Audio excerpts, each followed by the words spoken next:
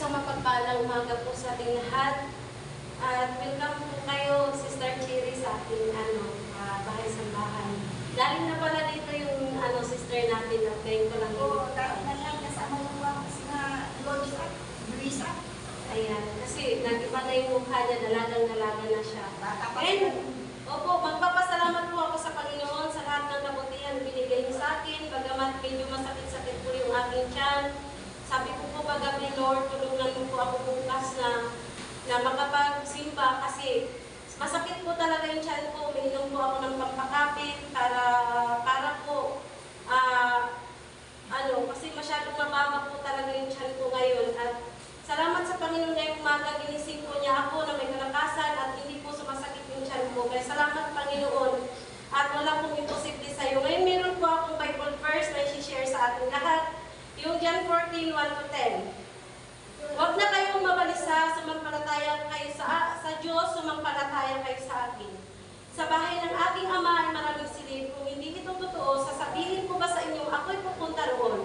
At ipaghahanda ko kayo ng inyong matitirhan. At kapag nagpaghanda ko na kayo ng inyong matitirhan, ako'y babalik at isasama ko kayo upang kayo makapiling ko kung saan ako naroon. At alam na ninyo ang daan papunta sa pupuntahan ko.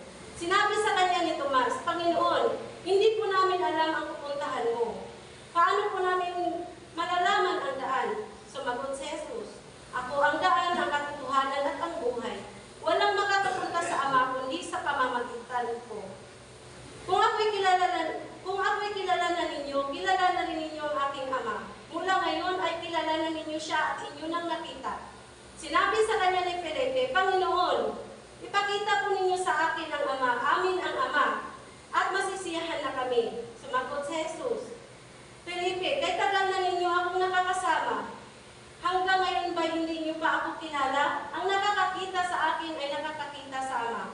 Bakit mo sinasabing ipakita mo sa amin ang Ama? Hindi ka ba naniniwala sa akin na ako'y nasa Ama at ang Ama ay nasa sa akin? Hindi sa akin ang gagaling ang lahat ng ito. Ngunit ang Ama na nasa akin ang gumaganap ng kanyang mga gawain. Sa Matthew 14:13, ano man ang hingin ninyo sa pangalan ko ay gagawin ko. Dahil sa pamamagitan ng anak ay para sa ikararangal ng Ama ay sa pamamagitan ko. Dahil ako at ang Diyos ay isa. Sa John 10:32,